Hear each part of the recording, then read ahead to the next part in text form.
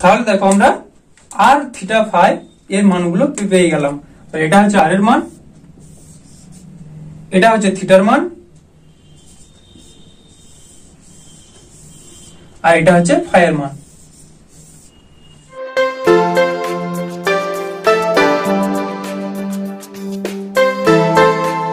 Hello বাচ্চো, welcome to my channel science gamma. এখন আমরা পড়ব একমাত্রিক গতি অর্থাৎ ওয়ান ডাইমেনশনাল মোশন নিয়ে। এর আগে তোমাদের ভৌত রাশির পরিমাপ মাত্রা পড়িয়েছিলাম। যারা এখনো ভিডিওগুলি দেখোনি, যদি তোমাদের প্রয়োজন বলে মনে হয় তাহলে দেখো ভিডিও ডেসক্রিপশনে ভিডিওর লিংক দেওয়া আছে, তোমরা সেখান থেকে দেখে নিতে পারো। তো চলো শুরু করা যাক একমাত্রিক গতি অর্থাৎ ওয়ান ডাইমেনশনাল মোশন নিয়ে। তো ফার্স্ট আসি ইন্ট্রোডাকশন অর্থাৎ সূচনা নিয়ে। দেখো একমাত্রিক গতি চ্যাপ্টারে আমরা মেইনলি কিন্তু পড়বো স্মৃতিবিজ্ঞান সম্বন্ধে। তো স্মৃতিবিজ্ঞান জিনিসটা কি সে সম্বন্ধে নিশ্চয়ই বলছি। তার আগে জেনে রাখো যে আমাদের বিজ্ঞানের বিভিন্ন শাখা নিয়ে অনেকদিন ধরে গবেষণা চলছে, আলোচনা চলছে। তার মধ্যে সবচেয়ে প্রাচীন শাখা, মানে প্রাচীন ভাবে অনেকদিন ধরে রিসার্চ চলছে, প্রাচীন বিজ্ঞানীরাও করে গেছিল, সেটা হচ্ছে এই স্মৃতিবিজ্ঞান বা বল বিজ্ঞানের উপর বিভিন্ন জিনিসগুলো। আগেকার প্রাচীন যে সমস্ত বিজ্ঞানীরা ছিল বা প্রাচীন সাধারণত যে সমস্ত ধর্মগুরুরা ছিল, সকলেই কি জানতো যে সূর্য, চন্দ্র, গ্রহ, নক্ষত্র, হ্যাঁ, এরা কে কার পেছনে ঘুরছে সেই সম্বন্ধে সঠিক কারণ তারা জানতো না। মানে তাদের গতির কারণটা কিন্তু তারা সঠিকভাবে জানতো না। তারা জানতো যেমন ধরো যে সূর্যই পৃথিবীর চারিদিকে ঘোরে, এই ধরনের তাদের মধ্যে ভুল ধারণাও কিন্তু প্রচলিতই ছিল। তা সত্ত্বেও কখন দিন রাত্রি হবে, কখন সূর্যগ্রহণ চন্দ্রগ্রহণ হবে, কখন পূর্ণিমা হবে, অমাবস্যা হবে, সেই সম্বন্ধে কিন্তু তাদের ক্লিয়ার ধারণা ছিল, সেটা কিন্তু তারা বলে দিতে পারত। এরপর দেখো আমাদের বিজ্ঞানী নিউটন, তিনি তিনটি গতিসূত্র আবিষ্কার করেন এবং মধ্যাকর্ষণ সূত্র আবিষ্কার করেন।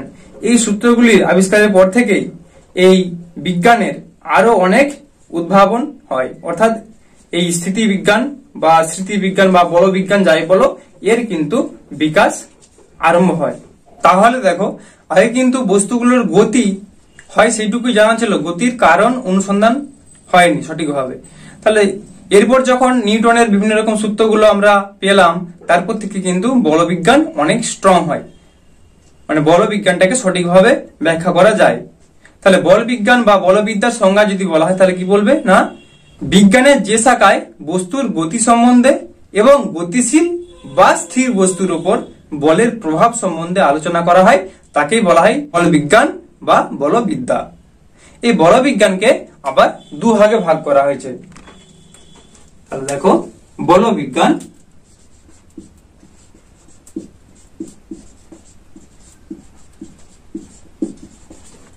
একে ভাগ করা হয়েছে দু ভাগে। একটা হচ্ছে গতিবিদ্যা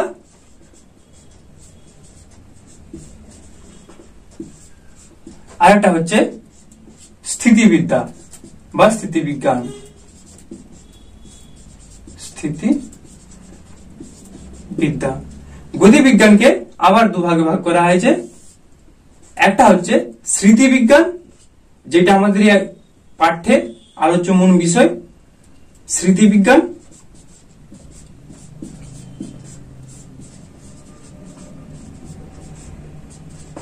আর একটা হচ্ছে চলবিজ্ঞান।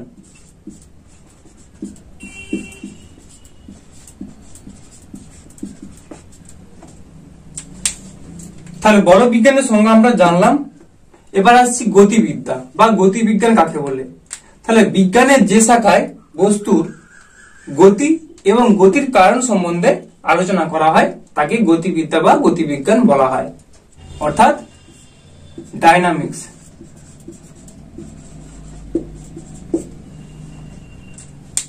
আবার গতিবিজ্ঞানকে ভাগ করা হয়েছে দু ভাগে, একটা হচ্ছে স্মৃতিবিজ্ঞান, একটা চলবিজ্ঞান।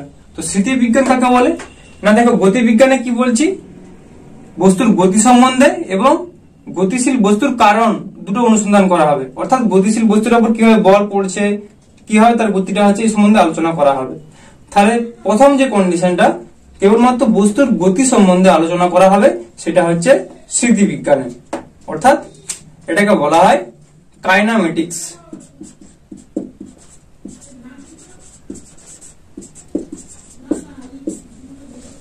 আর চলবিজ্ঞানে এখানে গতির কারণটা অনুসন্ধান করা হবে, অর্থাৎ গতিশীল বস্তুটার উপর বা কিভাবে বা স্থির বস্তুটার উপর কিভাবে বলের প্রভাব হচ্ছে সেটা এখানে আলোচনা করা হবে চল বিজ্ঞানে, অর্থাৎ এটাকে বলা হয় কাইনেটিক্স।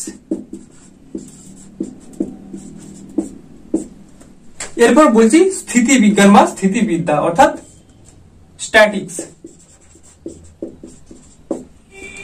বিভিন্ন বস্তুর উপর বলের প্রভাব পড়ছে এবং সেই বলের প্রভাব পড়ার পর বস্তুটা কিভাবে মানে ইকুইলিব্রিয়াম থাকবে অর্থাৎ সাম্যাবস্থায় থাকবে সেই সম্বন্ধে আলোচনা করা হয়। হ্যাঁ, এবং তার কি কি শর্ত সাম্যাবস্থায় থাকার সেগুলোর সম্বন্ধে এই স্থিতিবিদ্যা বা স্থিতিবিজ্ঞানে আলোচনা করা হয়। এবার আমরা বলছি 1 dimensional, 2 dimensional and 3 dimensional motion অর্থাৎ একমাত্রিক, দ্বিমাত্রিক এবং ত্রিমাত্রিক গতি সম্বন্ধে। 1D, 2D, 3D। তো আমাদের এখানে দেখো মেন আমরা যে জিনিসটা পড়বো একমাত্রিক গতি অর্থাৎ 1D, 1 ডাইমেনশনাল মোশন সম্বন্ধে। তো একমাত্রিক গতি তোমরা নিশ্চয়ই জানো, যে গতি বা যে বস্তুর গতি কোনো সরলরেখা বরাবর হবে, অর্থাৎ একটা নির্দেশতন্ত্র একমাত্রিক নির্দেশতন্ত্র দ্বারা সরলরৈখিক গতিটা হচ্ছে একমাত্রিক গতি। এই একমাত্রিক গতিকে আমরা একমাত্র গতি দ্বারাও বোঝাতে পারবো বা প্রকাশ করতে পারবো। হ্যাঁ, দ্বিমাত্রিক গতি দ্বারাও প্রকাশ করতে পারবো, ত্রিমাত্রিক গতি দ্বারাও প্রকাশ করতে পারবো একমাত্রিক গতিকে। অবশ্যই আমরা বেশি জটিলে যাবো না, যেহেতু একমাত্রিক গতিকে একমাত্রিক গতি দ্বারাই অর্থাৎ 1 ডাইমেনশনাল মোশন দ্বারাই ব্যাখ্যা করতে পারবো, তাহলে আমরা 1 ডাইমেনশনাল মোশনে ব্যাখ্যা করব। ধরো একটা সরলরেখা বরাবর, উদাহরণ যদি বলি, একটা 1 ডাইমেনশনাল গতির একটা সরলরেখা বরাবর রাস্তা আছে, সেই রাস্তায় একটা ধরো এক ব্যক্তি হেঁটে হেঁটে যাচ্ছে, সেটা 1 ডাইমেনশনাল একমাত্রিক গতির মধ্যে পড়ে। ধরো এখানে একটা মোটরসাইকেল নিয়ে একজন আরোহী যাচ্ছে, সে সোজা রাস্তা বরাবর যাচ্ছে, সেটাও একমাত্রিক গতির মধ্যে পড়ে। একজন ধরো বন্দুকে গুলি ছাড়লো, গুলিটা তাহলে কি হবে, সোজা যাবে, এটাও একমাত্রিক গতির মধ্যেই পড়ে। হ্যাঁ, তোমরা আবার হয়তো কেউ বলতে পারো যে হলিউড সিনেমাতে কি করা হয়, এইভাবে কাট করে বন্দুকটাকে ছেড়ে দিচ্ছে, গুলিটা এরকম বেঁকে বেঁকে যে যাচ্ছে, ওই ধরনের আলোচনা বাদ দাও। হ্যাঁ, মানে সিম্পলি যেটা হয়, মানে একটা গুলি ছাড়লে কি হয়, সোজায় যায়, তাহলে সেটা হচ্ছে না 1 ডাইমেনশনাল মোশন। এরপরে আসি 2 ডাইমেনশনাল মোশন। 2 ডাইমেনশনাল মোশনটা কি, অর্থাৎ দ্বিমাত্রিক স্থানে বা দ্বিমাত্রিক নির্দেশতন্ত্র দ্বারা যদি কোনো গতি আমরা প্রকাশ করি, এটা প্রকাশ করার জন্য কি বলবো আমরা, সাধারণত ভাবে দুটো অক্ষ নিয়ে নিই, একটা এক্স অক্ষ, ওয়াই অক্ষ। দ্বিমাত্রিক নির্দেশতন্ত্রে অর্থাৎ কোন একটা সমতলে, দ্বিমাত্রিক এটা কি, এখানে এক্স আর ওয়াই এর মধ্যে একটা তল কল্পনা করলে হয়ে যাবে, তার মানে একটা তলের মধ্যেই যেই গতিটা আমরা বর্ণনা করতে পারবো সেটাকে আমরা বলবো দ্বিমাত্রিক গতি অর্থাৎ 2 ডাইমেনশনাল মোশন। বিভিন্ন রকম গ্রহ উপগ্রহের গতি, হ্যাঁ, তারা কি হয়, বিভিন্ন পথে এইভাবে ঘুরছে, এটা একটা তলের মধ্যেই ঘুরছে। হ্যাঁ, এইভাবে আমরা 2 ডাইমেনশনাল মোশন দ্বারা প্রকাশ করতে পারবো। দ্বিমাত্রিক গতির উদাহরণ হলো আবর্ত গতি, অর্থাৎ যখন ভিত্তীয় গতি অধ্যায়টা পড়াবো তখন আবর্ত গতি কি তোমাদের ক্লিয়ার হবে। প্রাসের গতি অর্থাৎ এটা যখন ভেক্টর চ্যাপ্টার পড়াবো, এর একমাত্রিক গতির পরে ভেক্টর আছে, ভেক্টর চ্যাপ্টার যখন পড়াবো তখন প্রাসের গতি তোমাদের ক্লিয়ার হয়ে যাবে কি জিনিস। হ্যাঁ, এরপর আছে মাধ্যাকর্ষণ মানে শক্তিজনিত যে সমস্ত গতিগুলো আছে, হ্যাঁ, সেটা তোমাদের মাধ্যাকর্ষণ শক্তি, এবং যখন গ্রহ উপগ্রহের গতি অধ্যায়টা পড়াবো তখন তোমাদের ডাউট ক্লিয়ার হয়ে যাবে। এটা থেকে কি হচ্ছে, একটা সমতলের মধ্যে এই সমস্ত গতিগুলো হচ্ছে, অর্থাৎ এটাকে আমরা অর্থাৎ দুটো নির্দেশতন্ত্র দ্বারাই দ্বিমাত্রিক গতিকে আমরা বর্ণনা করতে পারি। এরপর হচ্ছে 3 ডাইমেনশনাল মোশন। আর হ্যাঁ, দ্বিমাত্রিক গতিকে তুমি যদি চাও 3 ডাইমেনশনাল মোশন দিয়েও ব্যাখ্যা করবে, 3D দিয়েও ব্যাখ্যা করবে দ্বিমাত্রিক গতিকে, সেটা করা যায়। তো সেটা বেকার জোরে মানে আরো ক্রিটিক্যাল ভাবে করতে যাবো কেন, যেহেতু 2D কে 2D দ্বারা বিশ্লেষণ করা যাবে সেটা করবো, কিন্তু 1D দ্বারা 2D কে বিশ্লেষণ করা যাবে না। এরপর আসছে 3 ডাইমেনশনাল মোশন অর্থাৎ ত্রিমাত্রিক গতি, অর্থাৎ 3টা নির্দেশতন্ত্র থাকবে। এখানে কি ছিল, এক্স ওয়াই ছিল, এবার আমরা এক্স ওয়াই তার সাথে একটা নেব জেড।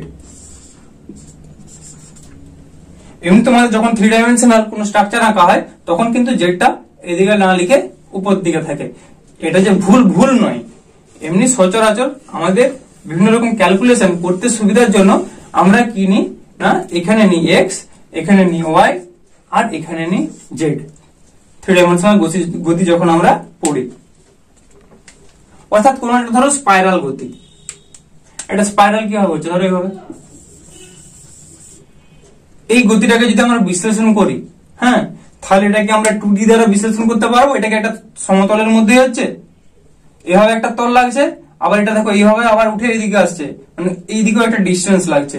তার মানে তিনটা অ্যাক্সিস না হলে আমরা এটাকে ব্যাখ্যা করতে পারবো না। এটা হচ্ছে 3 ডাইমেনশনাল গতি। এরকম 3D নিয়ে এখন অনেক কিছু রিসার্চ চলছে, অনেক কিছু কাজ চলছে। 3 ডাইমেনশনাল গতি অনেক কিছু আছে, তোমরা অ্যানিমেশন অনেক ভিডিও দেখেছো, 3D ভিডিও। হ্যাঁ, 3 ডাইমেনশনাল গতির শেষ নেই। তো আমাদের মেন যে জিনিসটা একমাত্রিক গতি, সেটা নিয়ে আমরা মেইনলি ফোকাস করব। এবার আমরা বলছি স্থিতি জিনিসটা কি এবং গতি জিনিসটা কি। দেখো, স্থিতি বা গতি এমনি সবাই জানো, কিন্তু যদি তোমাদেরকে জিজ্ঞাসা করা হয় স্থিতি কাকে বলে বলো তো, গতি কাকে বলে বলো তো, হয়তো অনেকে হয়তো বলতে পারবে না। যেমন ধরো, যদি বলে বিন্দু কাকে বলে, পয়েন্ট, ডেফিনেশন অফ পয়েন্ট, তোমরা অনেকেই কিন্তু বিন্দু কি জিনিস জানো, সংজ্ঞা বলতে বললে আর পারবে না। ব্যাপারটা হচ্ছে সেরকমই। তাহলে স্থিতি কি?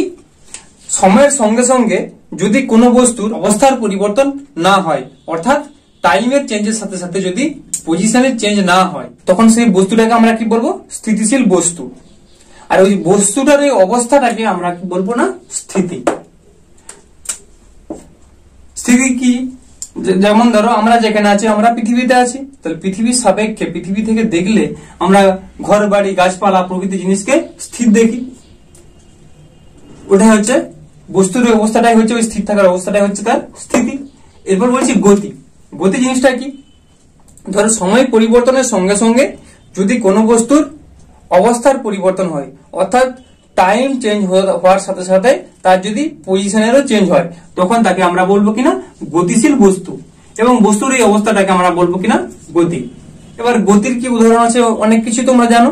তুমি যদি এক জায়গায় ট্রেন লাইনের পাশে দাঁড়িয়ে থাকো, সেখানে দেখবে একটা ট্রেন ছুটছে, ট্রেনটা কি গতিশীল, এবং ওই গতিশীল ভাবে ট্রেনটা যাওয়াটাকে আমরা কি বলবো? ট্রেনটা একটা গতি নিয়ে যাচ্ছে। অর্থাৎ স্থিতি বা গতি জিনিসটা কি আমরা মোটামুটি জানলাম। এইবার আমরা বলছি চরম স্থিতি ও চরম গতি নিয়ে, অর্থাৎ absolute rest and absolute motion, এই দুটো নিয়ে বলছি। দেখো, চরম স্থিতি জিনিসটা কি? আমরা বলছি দেখো, গাছপালা ঘর বাড়ি এইগুলো স্থির, আবার পৃথিবী সূর্যের চারদিকে গতিশীল, হ্যাঁ, বা চাঁদ পৃথিবীর চারিদিকে গতিশীল। তাহলে এই যুক্তিগুলো তো পরস্পর বিরোধী। তুমি বলছো পৃথিবীর মধ্যেই ঘর বাড়িটা গাছপালাটা সে স্থির, আবার পৃথিবীটা হচ্ছে সূর্যের চারিদিকে গতিশীল। তাহলে পৃথিবী গতিশীল হলে পৃথিবীর মধ্যে অবস্থিত গাছপালা ঘর বাড়ি সেগুলো কি স্থির থাকবে? সেগুলো স্থির নয়, সেগুলো তাহলে গতিশীল। এরকম কত রকম উদাহরণ আছে। ধরো, একটা ট্রেনে তুমি যাচ্ছ, ট্রেনে তুমি যখন তোমার পাশের দর্শকটাকে দেখবে, মানে তোমার পাশে যে ট্রেনে বসে আছে তাকে দেখবে, তুমি তাকে স্থির দেখবে। তাহলে তোমার সাপেক্ষে তোমার পারিপার্শ্বিক যে জিনিসগুলো সেগুলোকে তুমি স্থির দেখছো, তার মানে কি তুমি স্থির ভাবছো নিজেকে। কিন্তু ওই ট্রেনটাকেই যখন একজন ফাঁক থেকে দেখবে, এখন ট্রেনের বাইরে একজন আছে, সে যদি ট্রেনটাকে দেখে, সে কি দেখবে? ট্রেনটা গতিশীল দেখবে। অর্থাৎ তাহলে তার মানে তুমি স্থির নয়, এটা একটা গেল। আবার দেখো, তুমি যে ট্রেনের ভিতরে বসেছিলে, তুমি নিজেকে স্থির ভাবলেও পৃথিবী যেহেতু ঘুরছে, তার মানে সেই সাথে সাথে তো ট্রেনটাও ঘুরছে সেই সাপেক্ষে। মানে স্থির যে বলা, সেটা বলা যায় না। পাশাপাশি ধরো দুটো বাস একই দিকে যাচ্ছে, এই বাসটা ওইদিকে যাচ্ছে, এই বাসটা ওইদিকে যাচ্ছে, এবং একই গতিতে যাচ্ছে। ধরো রাস্তাটা খুব চওড়া, হ্যাঁ, কোনো কারণে যাচ্ছে, তাহলে তখন কি দেখবে? বাসের এইদিকে জানলা খোলা আছে, এদিকে জানলা খোলা আছে। এখানে যাত্রীরা একেও দেখবে যে এ স্থির ভাবে আছে, এই যাত্রীটাও একে দেখবে এ স্থির, কারণ দুজনে একই স্পিডে যাচ্ছে। কিন্তু তারা কি অ্যাকচুয়ালি স্থির? না, স্থির নয়, তারা তো গতিশীল। বাইরে থেকে যে দেখবে সে কি দেখবে? এদেরকে গতিশীল দেখবে, তাই না? আবার আমরা যখন ভূপৃষ্ঠের উপর আছি, তখন কি দেখি? যে ভূপৃষ্ঠটা স্থির, অর্থাৎ ভূপৃষ্ঠের উপর গাছপালা ঘরবাড়ি এগুলো সব স্থির। কিন্তু সূর্যটাকে কি দেখছি? এক জায়গা থেকে সেই জায়গায় চলে যাচ্ছে। তার মানে কি? সূর্য গতিশীল। আজ তুমি পড়াশোনা করেছো, হ্যাঁ, বা আজ আমরা অনেক উন্নত হয়েছি, সেই জন্য বলতে পারছি যে সূর্যটা স্থির আছে, এভাবে আমরা ধরে নিই। যেটা এখনো যে সূর্য কিন্তু অ্যাকচুয়ালি স্থির নয়, সেটা পরে বলছি। তাহলে কি আমরা ভূপৃষ্ঠে আছি বলে ভূপৃষ্ঠকে স্থির দেখছি, কিন্তু ভূপৃষ্ঠের সাপেক্ষে অন্য জিনিসটাকে, অর্থাৎ সূর্য, চাঁদ, যার কাছে গ্রহ নক্ষত্র, হ্যাঁ, সেগুলোকে আমরা গতিশীল দেখি। সচরাচর আমরা সূর্যটা দেখতে পাই, চাঁদটা দেখতে পাই ভালোভাবে, তো সেগুলোকে আমরা গতিশীল দেখি। তো আগেকার দিনে এই ধারণাটা সেটাই ছিল। তখন তো বিজ্ঞান এত উন্নত ছিল না, তখন কিন্তু সূর্য গতিশীল, চাঁদ গতিশীল, এইগুলোই ধরা হতো। চাঁদ যদিও গতিশীল, সূর্যকেও কিন্তু তখন গতিশীল হিসেবে ধরা হতো। তার মানে কি? আমরা যে জায়গা আছি সেই সাপেক্ষে দেখছি কে স্থির বা কে গতিশীল, অর্থাৎ প্রকৃতপক্ষে কেউ স্থির নয়। আবার যেটা বলছিলাম, সূর্য কি প্রকৃতপক্ষে স্থির? না, সূর্য স্থির নয়। আমরা পৃথিবীর চারিদিকে, পৃথিবীটা কি হচ্ছে, অর্থাৎ আমরা সূর্যের চারিদিকে ঘুরছি। আবার কিন্তু সূর্যটাও স্থির নয়, সূর্যটাও ছায়াপথের চারিদিকে ঘোরে, যেটা হচ্ছে আকাশগঙ্গা ছায়াপথ। তাহলে সূর্যটাও কিন্তু একটা গ্যালাক্সির উপর ডিপেন্ড করছে, তার চারিদিকে ঘুরছে, তার মানে সূর্যও স্থির নয়। আবার যে বিভিন্ন রকম ছায়াপথ গুলো, যেমন বলছে আকাশগঙ্গা ছায়াপথ, এরকম বিভিন্ন ছায়াপথ আছে। তো আবার একটা ছায়াপথের সাপেক্ষে আর একটা ছায়াপথ, সে কিন্তু ফিক্সড নয়, সেও মুভমেন্ট করছে। তার মানে কি, কেউই স্থির নয়। অর্থাৎ চরম স্থিতি যদি বলা হয়, চরম স্থিতি খুঁজলে এই বিশ্বে কোথাও চরম স্থিতি খুঁজে পাওয়া যাবে না। মানে চরম স্থিতি মানে অর্থাৎ অ্যাবসলিউট রেস্ট বলে কিছু হয় না, এখন পর্যন্ত আবিষ্কার হয়নি। এরপর বলছি চরম গতি, অর্থাৎ অ্যাবসলিউট মোশন। আমরা যদি এই মহাবিশ্বে একেবারে স্থির কোনো বস্তু খুঁজে পাই, অর্থাৎ চরম স্থিতি পেলে, তবে আমরা চরম গতি অনুভবন করতে পারবো। মানে একেবারে স্থির বলে কোনো বস্তু এই মহাবিশ্বে পাওয়া সম্ভব নয়। অর্থাৎ চরম স্থিতি যেহেতু নেই, চরম গতিও নেই, অর্থাৎ অ্যাবসলিউট মোশন বলো এই মহাবিশ্বে কোনো কিছু নেই। তার মানে কি বললাম, চরম স্থিতি এবং চরম গতি বলে কি হয় সেটা কিন্তু আমরা কেউই জানি না। অর্থাৎ চরম স্থিতি বা চরম গতি বলে কোনো কিছু হয় না। এবার আমরা বলছি নির্দেশ তন্ত্র, অর্থাৎ reference frame. REFERENCE, reference frame. কোন বস্তুর স্থিতি বা গতি পর্যালোচনা করা হয় তার পারিপার্শ্বিক অন্য কোনো বস্তু বা বস্তুর সামগ্রিক সাপেক্ষে। অর্থাৎ কোন একটা বস্তু স্থির আছে না গতিশীল আছে, তার পারিপার্শ্বিক অন্য কোন একটা বস্তু সাপেক্ষে আমরা বলবো যে এ স্থির বা গতিশীল। ধরো তোমার বন্ধু তোমাকে ফোন করলো, তোমার বন্ধু জিজ্ঞেস করলো, কিরে ভাই কোথায় আছিস? তুমি কি বলে, বাড়িতে আছি। তাহলে এই যে তুমি বললে বাড়িতে আছি, এই বাড়িটাই হলো কিনা তোমার একটা নির্দেশ তন্ত্র। এর সাহায্যে তোমার বন্ধু বুঝে গেল যে তুমি বাড়িতে আছো। এই নির্দেশ তন্ত্র না হলে সে কি ক্লিয়ারলি বুঝতে পারতো না। তাহলে তোমাকে যদি বলা হয় নির্দেশ তন্ত্র কাকে বলে, তাহলে কি বলবে না, কোন বস্তুর অবস্থান নির্ণয় করা হয় পারিপার্শ্বিক অন্য কোন বস্তু বা বস্তু সামগ্রীর সাপেক্ষে। এই অন্য বস্তু বা বস্তু সামগ্রীকেই বলা হয় নির্দেশ তন্ত্র। এবার বলছি সুবিধাজনক নির্দেশ তন্ত্র। দেখো, তুমি ধরো বাড়িতে ছিলে বললে, তুমি তো এই বলতে পারতে আমি সুবর্ণতে বাড়ির পাশে আছি, বা বলতে পারতে আমি পৃথিবীতে আছি। সেটাও কি কথাটার উত্তর অ্যাকচুয়ালি ভুল ছিল? সেটাও তো কিছুটা হলেও ঠিক।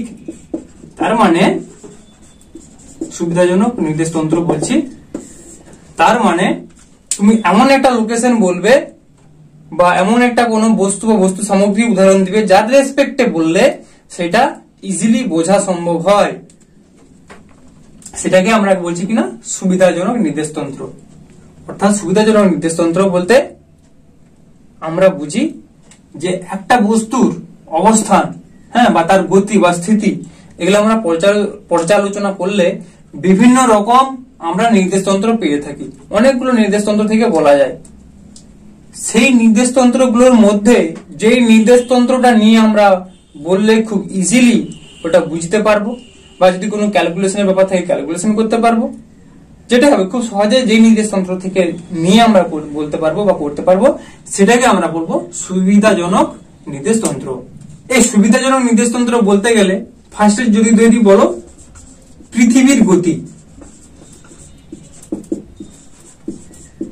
আমরা পৃথিবীর গতি প্রকাশ করতে গেলে সুবিধাজনক নির্দেশ তন্ত্রটা কি নেব? অবশ্যই সূর্যকে নেব। সূর্যকে স্থির ধরে নিয়ে আমরা যদি পৃথিবীর গতি পর্যালোচনা করি তাহলে খুব সহজে আমরা সেটা করতে পারবো। এরপর বলছি ট্রেন বা মোটর গাড়ির গতি বা কোনো একটা চলন্ত গাড়ির গতি। চলন্ত গাড়ির গতি,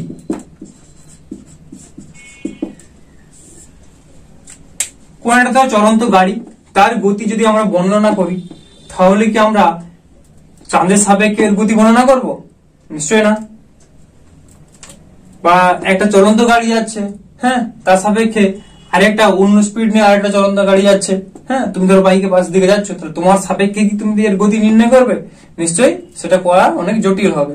তাহলে চলন্ত গাড়ির গতি আমরা যদি বর্ণনা করতে চাই, তাহলে আমরা কোন নির্দেশতন্ত্র নেব? অবশ্যই পৃথিবীকে, অর্থাৎ যে ভূপৃষ্ঠটা স্থির ধরবো, তার সাপেক্ষে এর গতি বর্ণনা করব। তার মানে এখানে নির্দেশতন্ত্র হিসেবে কাজ করছে পৃথিবী বা ভূপৃষ্ঠ। এরপর দেখো, আমরা যদি বলি একটা ট্রেনের মধ্যে তুমি যাচ্ছ, তাহলে চলন্ত গাড়ির মধ্যে কোনো বস্তুর গতি, বা লিখছি ট্রেনের মধ্যে বস্তুর গতি।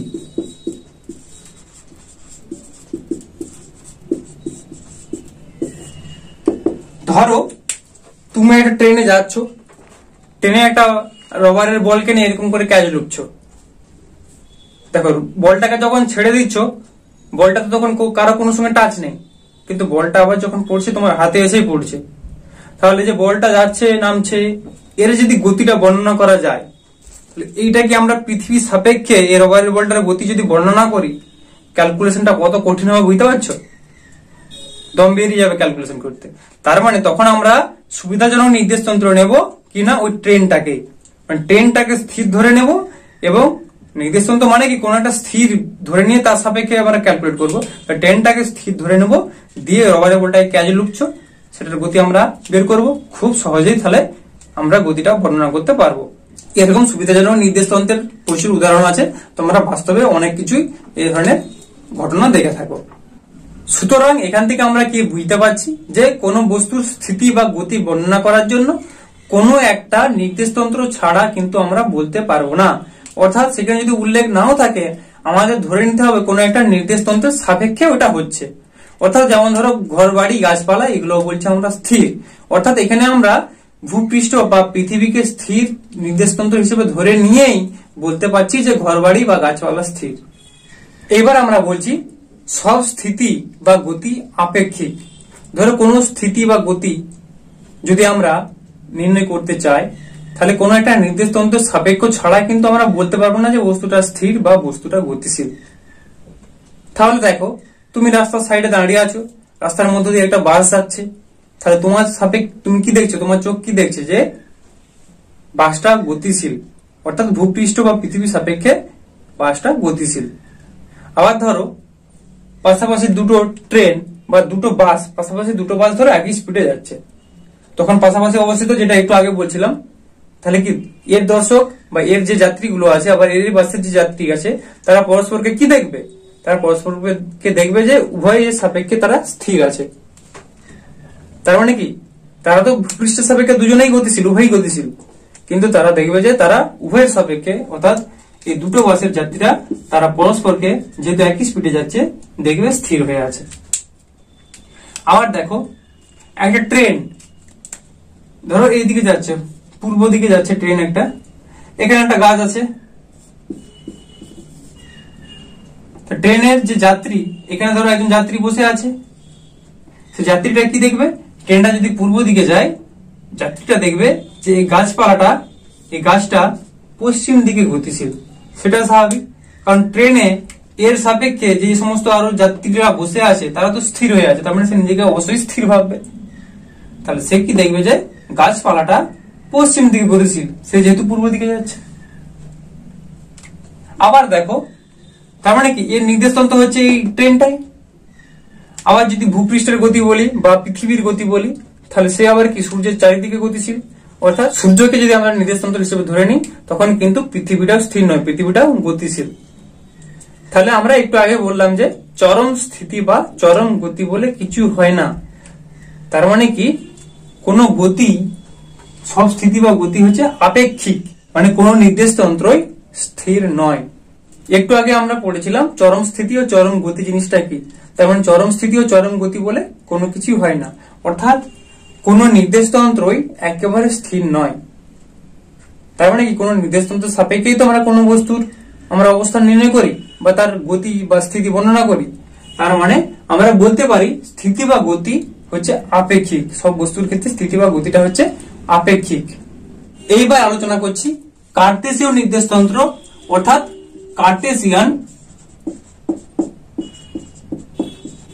Cartesian frame of reference.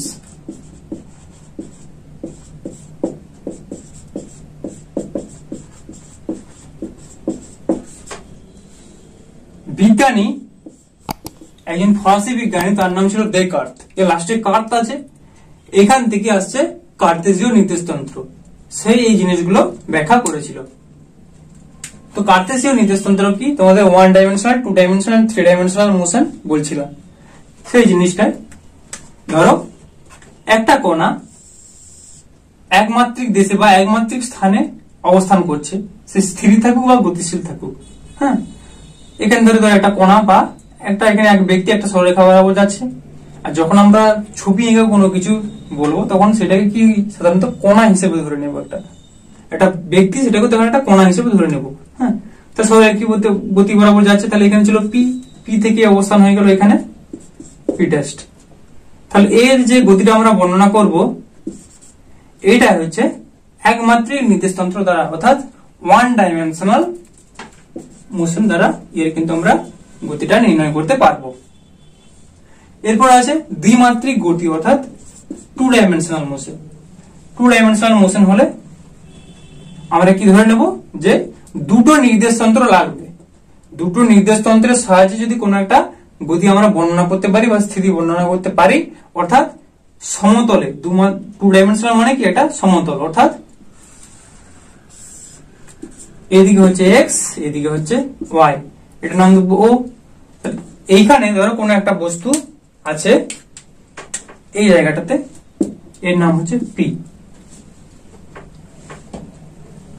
তাহলে এই বস্তুটার গতি যদি আমরা বর্ণনা করি বা স্থিতি বর্ণনা করি, ধরো বস্তুটা এখন এখানে আছে, তাহলে এ ও থেকে কতটা দূরত্বে আছে,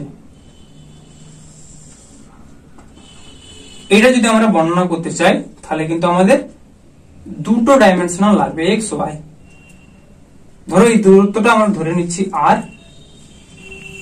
তাহলে দেখো আমরা কি পাচ্ছি, এটাকে যোগ করবো ডট ডট করে, এটাকেও যোগ করব। তার মানে কি, এই দূরত্বটা হচ্ছে স্মল এক্স, এই দূরত্বটা হচ্ছে স্মল ওয়াই। যেহেতু এটা ওয়াই, তার মানে এটা ওয়াই। তাহলে এখান থেকে আমরা ও থেকে যদি বলি পি বস্তুটা যে কত দূরত্বে আছে, এর কিন্তু দূরত্ব আমরা নির্ণয় করতে পারবো। কিভাবে করব না, আমরা জানি অতিভুজ স্কোয়ার সমান লম্ব স্কোয়ার প্লাস ভূমি স্কোয়ার। তাহলে এখানে অতিভুজ কোনটা, আর স্কোয়ার। আর স্কোয়ার সমান x square plus y square, বা আর সমান আমরা কি পাবো না, root over of x square plus y square. তাহলে ওপি আমরা দূরত্ব নির্ণয় করার জন্য ও এক্স এবং ও ওয়াই দুটো নির্দেশতন্ত্র, অর্থাৎ দুটো কার্টেসিয়ান ফ্রেম ধরে নিচ্ছি।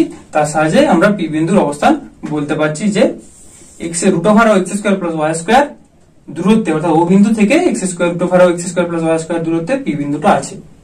এরপর আমরা যদি 3D বলতে চাই, 3 ডাইমেনশনাল মোশনে, তখন কি ধরেছি, এখানে ও এক্স ও ওয়াই, ও এক্স আর ও ওয়াই ধরেছিলাম, তাহলে সেখানে আবার এটা আমাদের ফ্রেম অ্যাড করতে হবে ত্রিমাত্রিক স্থানে, অর্থাৎ বা ত্রিমাত্রিক নির্দেশতন্ত্রে কোন বস্তু যদি আমরা গতি বর্ণনা করতে চাই, তখন আমাদের 3 ডাইমেনশনাল কার্টেসিয়ান ফ্রেম দ্বারা আমরা সেটাকে বর্ণনা করতে পারবো। তাহলে এখানে কি যাচ্ছে না, এটা এক্স ওয়াই জেড। এখানে একই রকম বলছে, দেখো বস্তুটা এইখানে ছিল, এখানেও ধরে নিচ্ছে এই জায়গায় বস্তুটা ছিল এই জায়গায়। এটা 3 ডাইমেনশনাল, একটু জাস্ট ইমেজিন করো। হ্যাঁ, তোমার ধরো যে ঘরটা আছে, যে ঘরটাতে তুমি আছো, সেই ঘরের দেখো কোনটা, একটা কোণ, সেটা হচ্ছে এটা। সেই কোণ থেকে একটা বস্তু এইভাবে আছে, এটা মানে দেয়াল এইভাবে শুয়ে আছে, এটা নয়, এটা এইভাবে আছে, এইভাবে তো আঁকা সম্ভব নয়। এই পয়েন্টটা এইখানে আছে, এইখানে নয়, কিন্তু এটা আঁকার সুবিধায় তো এভাবে আঁকা যায় না, তাই এখানে দেখিছি। হ্যাঁ, জাস্ট এটা ইমাজিন করো। তাহলে এর একটা দূরত্ব আছে, এইখান থেকে এই দূরত্বটা ধরছি আর দূরত্বে আছে, এটা ছিল ও, পি, এই বিন্দুটা আর দূরত্বে আছে। তাহলে এই আরটা আমরা কি করে নির্ণয় করব, তাহলে কি করবো না, সেই জন্য এটা যোগ করলাম,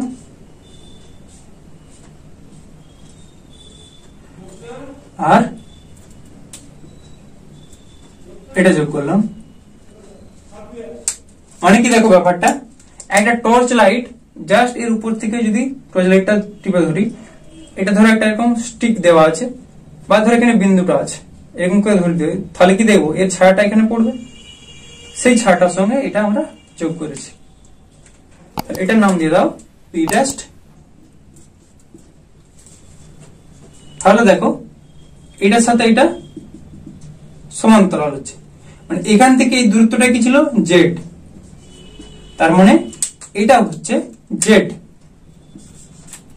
এটা হচ্ছে জেড। এখান থেকে এটা আমরা যদি জয়েন করি, এই দূরত্বটা কি বলবো, দেখো এর রেসপেক্ট আছে, এটাও আগে জয়েন করে দিচ্ছি এটা। তাহলে দেখো এখান থেকে এই দূরত্বটা মানে হচ্ছে ও থেকে এই দূরত্বটা, তাহলে এই বরাবর অ্যাক্সিসটাকে কি ধরেছি ওয়াই অ্যাক্সিস, তার মানে এই দূরত্বটা হচ্ছে ওয়াই। আবার দেখো এই বরাবর কি আছে এক্স আছে, তার মানে এখান থেকে এই দূরত্বটা হচ্ছে এক্স বরাবর হচ্ছে, তার মানে এই দূরত্বটা হচ্ছে এক্স, বা এটাও এক্স, এটা এক্স মানে এটা এক্স, এটা ওয়াই মানে এটা ওয়াই, এটা জেড মানে এটাও জেড। বোঝা যাচ্ছে? কারণ এই লাইনের সঙ্গে এটা কি সমান্তরাল আছে, এর সাথে এ সমান্তরাল, এর সাথে এ সমান্তরাল, এটা হলো। এবার এখান থেকে আর আমরা খুব ইজিলি কমপ্লিট ক্যালকুলেট করতে পারবো। তাহলে দেখো এটা আছে আর, এটা কি আছে আমাদের জানা নেই, এটা ওয়াই মানে এটা ওয়াই, এটা এক্স মানে এটাও এক্স। তাহলে এখান থেকে আমরা ও পি ড্যাশ ক্যালকুলেট করতে পারবো। তাহলে ও পি ড্যাশ সমান কত পাবো, root over of x square plus y square, এটা করছি, এটা এখানে কি অতিভুজ, অতিভুজের স্কোয়ার সমান লম্ব স্কোয়ার ভূমি স্কোয়ার, মানে দুটো স্কোয়ার হবে, তার মানে x square plus y square. তাহলে ও পি ড্যাশ এর মানটা পেয়ে গেলাম root over of x square plus y square, এটার মান পেয়ে গেছি, আর এটার মান জেড সেটাও পেয়ে গেছি। তাহলে আর পাবো, তাহলে আর সমান কত পাবো, আর সমান রুট ওভার অফ রুট আন্ডারের ভিতর x square plus y square তার হোল স্কোয়ার প্লাস এটা স্কোয়ার প্লাস এটা স্কোয়ার, এটা কত জেড প্লাস জেড স্কোয়ার। তাহলে এটা করলে সমান কত পাবো না, সমান স্কোয়ার আছে, তার মানে রুটটা উঠে যাবে, তার মানে খালি উপরের রুটটা থাকবে, root over of x square plus y square plus z square. তাহলে আমরা 3D দ্বারা, কার্টেসিয়ান ফ্রেমে 3D দ্বারাও আমরা আর এর দূরত্বটা বের করতে পারলাম। এবার বলছি পোলার নির্দেশ তন্ত্র, অর্থাৎ পোলার ফ্রেম অফ রেফারেন্স।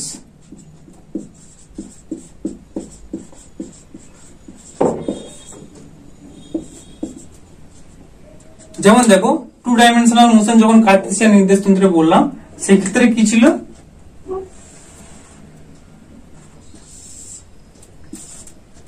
এটা এক্স আর এটা ওয়াই, এরকম ছিল। পোলার নির্দেশ তন্ত্র যখন বলবো তখন কি দরকার আমাদের, পোলার কথাটা বলছি মানে একটা পোল দরকার। তাহলে এখানে ওটাকে আমরা পোল বা মেরু হিসেবে ধরবো, আর একটা আমাদের ও এক্স এই দূরত্বটা দরকার, এটাকে আমরা বলবো পোলার অক্ষ। অর্থাৎ একটা বস্তু যদি এই জায়গাটাতে থাকে,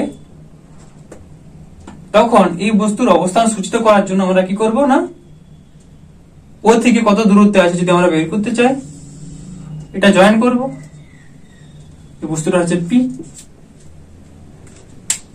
যেহেতু এইটা পোলার অক্ষ, আমরা কার্টেসিয়ান নির্দেশ তন্ত্রে কি করেছিলাম, এই দূরত্বটা ছিল আর, এখানে ওই দূরত্বটা আর নিচ্ছি। কার্টেসিয়ান নির্দেশ তন্ত্রে কি করেছিলাম, এটা জয়েন করেছিলাম, এটা জয়েন করেছিলাম, আর সমান root over x square plus y square আমরা বলেছিলাম। এখানে আমরা এটা চিহ্নিত করব, এই আরটা আমাদের লাগবে, ও পোল থেকে কতটা দূরত্বে আছে বস্তুটা, আর যেহেতু পোলার অক্ষ আমরা এক্স অক্ষ ধরেছি, ও এক্স, তার মানে এইখানে এ কতটা কোণ করে আছে সেটা যদি ধরে নিই থিটা। আমরা ও ওয়াইটা পোলার অক্ষ ধরলে তাহলে এখানে থিটা কোণটা লিখতাম, যেহেতু এক্সটা আমরা পোলার অক্ষ ধরছি, তার মানে এটা আছে থিটা কোণ আছে এক্স অক্ষের সাথে। এখান থেকে আমরা পি বিন্দুর অবস্থান নির্ণয় করতে পারবো। অবশ্যই এটা আমাদের কার্টেসিয়ান ফ্রেমের রেসপেক্টে কত হচ্ছে আগে দেখবো। তাহলে দেখো কার্টেসিয়ান ফ্রেমে পি বিন্দুর অবস্থান কি ছিল, এক্স কমা ওয়াই, আর পোলার ফ্রেমে সেটার অবস্থানটাকে আমরা কিভাবে ডিনোট করব, আর কমা থিটা। এবার আর আর থিটার মানটা আমরা বের করব। দেখো এটা কি ছিল, ওয়াই, ওয়াই অ্যাক্সিস বরাবর এটা হচ্ছে ওয়াই, এটা ওয়াই মানে এই দূরত্বটা ওয়াই, এটা কত ছিল এক্স। আমার একটা ত্রিভুজ হলে হয়ে যাবে, মানে এটাও এক্স। জাস্ট আমি ধরো এই ত্রিভুজটা নিয়ে ক্যালকুলেট করছি, ঠিক আছে? এটা পুরোই জয়েন করে দিচ্ছি, এটা নিয়ে আমরা ক্যালকুলেশন করছি। দেখো সাইন থিটা সমান আমরা কি জানি, সাইন থিটা সমান লম্ব বাই অতিভুজ। থিটাটা কোথায় আছে এখানে, তার মানে লম্ব কোনটা ওয়াই, বাই অতিভুজ, অতিভুজ কোনটা আর। এখান থেকে কি পাচ্ছি যে ওয়াই সমান আর সাইন থিটা, এটা পাচ্ছি তো। আবার দেখো cos থিটা সম্বন্ধে আমরা কি জানি, cos থিটা সমান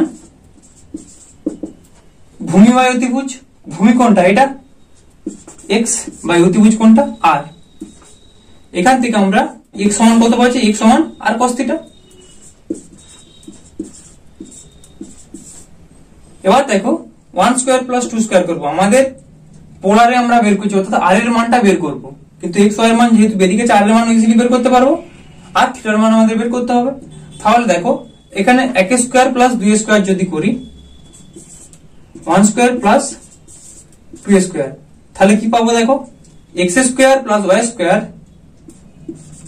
x square plus y square সমান এরও আছে আর, এরও আছে আর, এই আর আর কমন চলে গেল, তাহলে r square of sine square theta plus cos square theta, sine square theta plus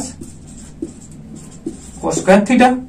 sign square theta plus cos square theta মানে কি 1, তার মানে পাচ্ছি x square plus y square সমান আর স্কয়ার, বা আর সমান কত পাবো, আর সমান root over of x square plus y square. অর্থাৎ আমরা কার্টেসিয়ান থেকেও আর এর মানটা root over of x square plus y square পেয়েছিলাম, আর পোলারও সেই সেম জিনিসটাই পাবো। সবসময় কার্টেসিয়ান ও পোলারও আর এর মানটা একই থাকবে, এটা হলো। এইভাবে আমরা ক্যালকুলেট করতে পারবো। আরটা আমরা বের করেছি, এবার থিটা বের করব। তাহলে দেখো 1 নম্বর আর 2 নম্বর ইকুয়েশনে আমরা যদি 1/2 করি, 1/2 করলে কত কি পাবো 1/2। এটা করলে পাচ্ছি যে y বাই x সমান r sine theta by r cos theta, r r কেটে গেল, তার মানে sine theta by cos theta, sine theta by cos theta. তাহলে দেখো sine theta by cos theta সমান আমরা কি জানি ট্যান থিটা। তাহলে এখান থেকে আমরা থিটা পেয়ে যাব, বা থিটা সমান tan inverse y by x, theta সমান tan inverse y by x। তাহলে আমরা পোলার নির্দেশ তন্ত্রের সাহায্যে থিটা আর এর মানটা ক্যালকুলেট করতে পারলাম, অর্থাৎ আর থিটা স্থানাঙ্কটা আমরা বের করতে পারলাম। এবার বলছি গোলীয় নির্দেশ তন্ত্র, অর্থাৎ স্ফেরিক্যাল ফ্রেম অফ রেফারেন্স।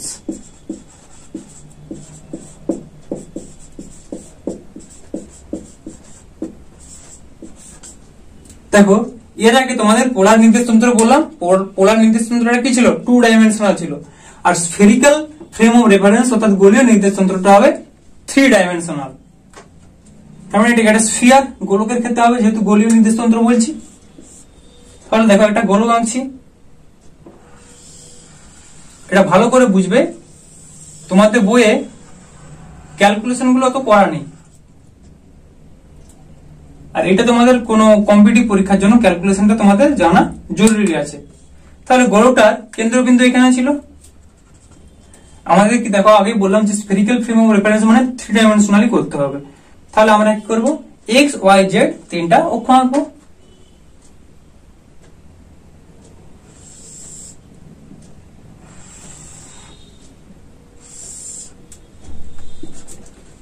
যখন আমরা 3 ডাইমেনশনাল আঁকি, এটা x অক্ষ হিসেবে ধরি, এটা y অক্ষ, আর এটা z অক্ষ। এবার দেখো একটা ধরো পি বিন্দু, পি বিন্দুটা সাপোজ বলছে এই জায়গাতে আছে, এটা পি। এই পি বিন্দুর স্থানাঙ্ক আমরা নির্ণয় করব। তাহলে কিভাবে করব দেখো, ফার্স্ট কাজ হচ্ছে পি বিন্দুটাকে, এটা হচ্ছিল ও, এর সাথে পি যোগ করলাম, ওই সাথে পি যোগ করলাম, আর এটার নাম আর, মানে ও থেকে পি এর দূরত্ব হচ্ছে আর। এবার আচ্ছা এটা মুছে গেল,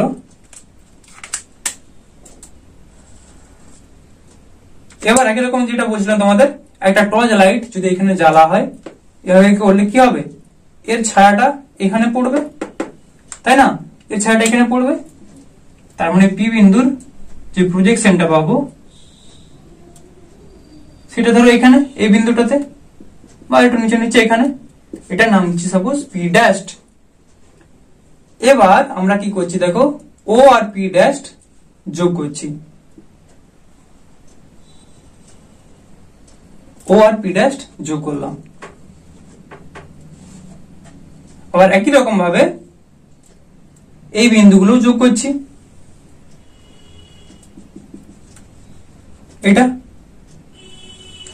এটার নাম দিয়ে দাও সাপোজ কিউ। আবার এটাও যোগ করছি, এটার নাম দিয়ে দাও সাপোজ আর। এবার দেখো আমাদের এবার কাজ কি, এবার আমাদের কাজ হলো যে আর এই দূরত্বটা ছিল, এর সাথে জেড অক্ষর মধ্যে অ্যাঙ্গেলটা হচ্ছে থিটা, এটাকে ধরবো থিটা। এই পি বিন্দুর যে পজিশন পি ড্যাশ পেয়েছি, তারপরে সে পি ড্যাশের সঙ্গে যে ও যোগ করেছি, সেই লাইনটার সাথে আমাদের এক্স অক্ষ আছে ফাই কোণে, এটা হচ্ছে ফাই অ্যাঙ্গেলে আছে। তাহলে দেখো একটা আর, একটা থিটা, একটা ফাই। তার মানে এর স্থানাঙ্কটা কিভাবে নির্ণয় করবো আমরা স্ফেরিক্যালে, আর থিটা ফাই দ্বারা। এটাই কার্তেসিয়ানে যখন 3D করছিলাম তখন কি হচ্ছিল, কার্তেসিয়ানে এক্স ওয়াই জেড। এখান থেকে আমাদের আর থিটা ফাই এর মানটা বের করতে হবে। তাহলে দেখো ফার্স্ট এখানে একটা ত্রিভুজ পাওয়া গেছে, এই ত্রিভুজটা না, এটা, এই ত্রিভুজটাকে আমি জাস্ট একটু সরিয়ে আঁকছি। ত্রিভুজটা কি পাওয়া গেছে, এরকম।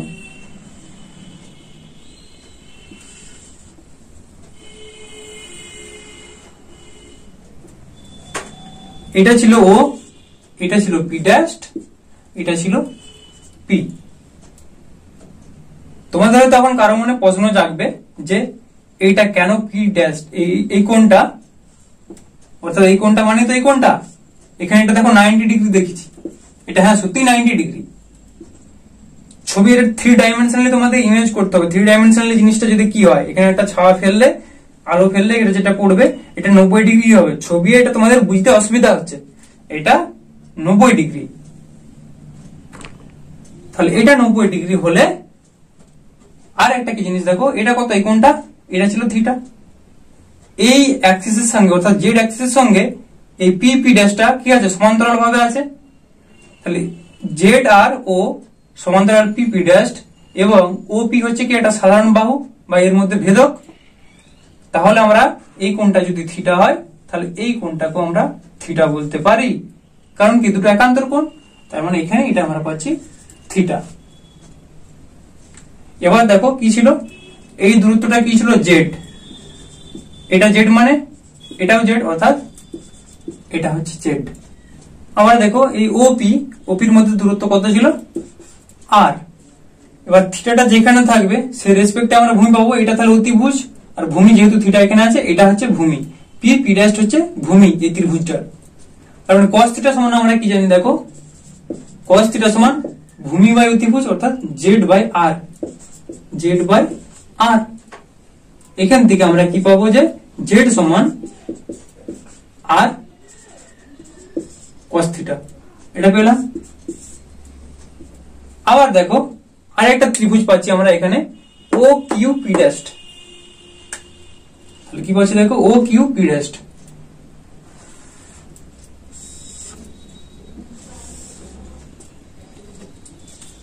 এই ও কিউ পি ড্যাশ নামগুলো এখানে দিই, এটা ও, এটা কিউ, এটা পি ড্যাশ। এখানে এই অ্যাঙ্গেলটা অর্থাৎ এই কোণটা হচ্ছে 90 ডিগ্রি, তার মানে এটা 90 ডিগ্রি। এই কোণটা ছিল ফাই, এটা দিয়ে দিলাম ফাই। এখান থেকে এই দূরত্বটা কত? ওয়াই, এটা ওয়াই মানে এটা ওয়াই, তার মানে এখানে লিখছি ওয়াই। আবার দেখো এই দূরত্বটা কত ছিল? এখান থেকে এই দূরত্বটা এক্স, এটাও এক্স, তাহলে এটা হচ্ছে এক্স। দেখো আমরা পিপি ড্যাশ কত পেয়েছিলাম? পিপি ড্যাশ মানে জেড, জেড সমান কি পেয়েছি? জেড সমান আর কস থিটা, অর্থাৎ পিপি ড্যাশ হচ্ছে জেড সমান আর কস থিটা। আবার যে বাহুটা ওপি ড্যাশ, ওপি ড্যাশ কোনটা ছিল? এটা, তাহলে ওপি ড্যাশ অর্থাৎ এই ত্রিভুজের ক্ষেত্রে এটা হচ্ছে ভূমি, এটা হচ্ছে লম্ব, তাহলে লম্ব বাই অতিভুজ অর্থাৎ লম্ব কোনটা? ওপি ড্যাশ বাই অতিভুজ হচ্ছে আর, মানে ওপি মানে আর সমান সাইন থিটা, কারণ সাইন থিটা সমান লম্ব বাই অতিভুজ। এখান থেকে আমরা কি পাবো? যে ওপি ড্যাশ সমান আর সাইন থিটা, অর্থাৎ এই অংশটা হচ্ছে আর সাইন থিটা, এটা পেয়েছি আর কস থিটা। এটা আর সাইন থিটা মানে যে এইটা দেখো আর সাইন থিটা, তার মানে এই জিনিসটাই হচ্ছে এখানে এটা ওপি ড্যাশ, এটা আর সাইন থিটা। এবার আমাদের এক্স ওয়াই এর মান বের করব। একই রকম ভাবে দেখো এখানটা কত আছে? ফাই, তো ফাই আছে মানে এই অ্যাঙ্গেলটা হচ্ছে, এই বাহুটা হচ্ছে ভূমি, এই অ্যাঙ্গেলের সাপেক্ষে দেখবো তো, যেহেতু এটা 90 ডিগ্রি, তাহলে এইটা হচ্ছে ভূমি, এটা হচ্ছে লম্ব। তাহলে দেখো ভূমি বাই, আর এটা তো অতিভুজ দেওয়া আছে, ভূমি বাই অতিভুজ মানে কি? ভূমি কোনটা? এক্স, ও কিউ মানে এক্স, এক্স বাই অতিভুজ কোনটা? অতিভুজ হচ্ছে ওপি ড্যাশ মানে আর সাইন থিটা, আর সাইন থিটা সমান কি?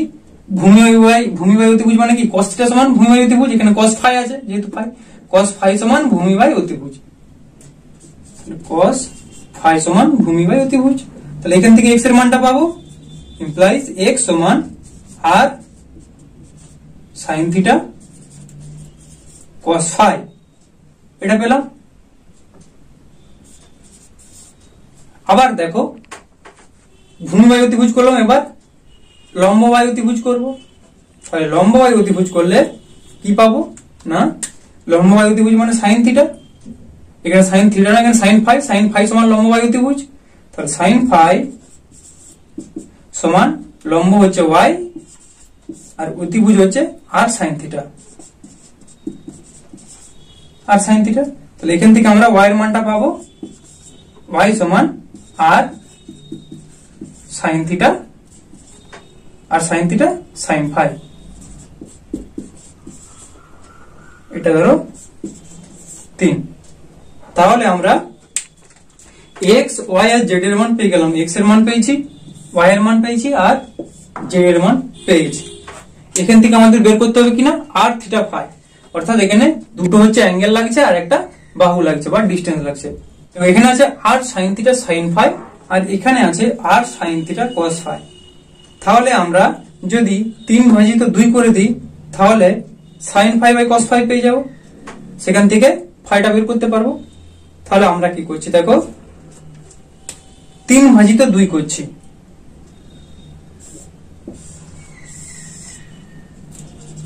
3/2 করলে কি পাচ্ছি দেখো y বাই এক্স,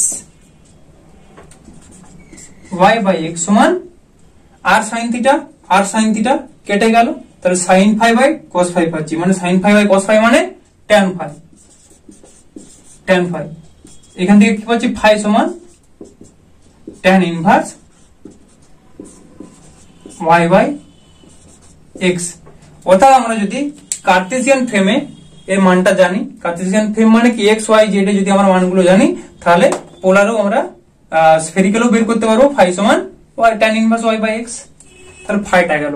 এবার দেখো ধরো থিটাটা বের করছি, এখানে কি ছিল দেখো জেড সমান আর কস থিটা। তাহলে 1 নম্বর ইকুয়েশন থেকে আমরা কি দেখতে পাচ্ছি?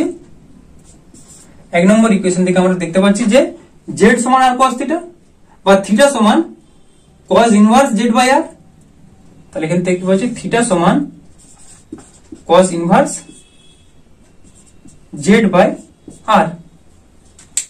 আর এর মান কি? তার আগে তাহলে আর এর মানটা বের করতে হবে। এই আর সমান, যখন আমরা কার্টেসিয়ানে করেছিলাম দেখো, আর সমান root over of x square plus y square plus z square. R এর মানটা সব ক্ষেত্রেই সমান। এখানে তো সেই ছবিটাই হচ্ছে। আমরা যখন কার্টেসিয়ানে করেছিলাম এরকমই তো একটা ছবি হয়েছিল। এই অ্যাঙ্গেল গুলো না থাকলে কি ছিল, আরটা পেতাম, এভাবে ছবিটা আঁকেছিলাম না। অর্থাৎ আর সমান x square plus y square plus z square. এখানে যদি বের করি সে একই বেরাবে, এটা আর ঘুরে করছি না। তাহলে আর এর মানটা root over of x square plus y square plus z square.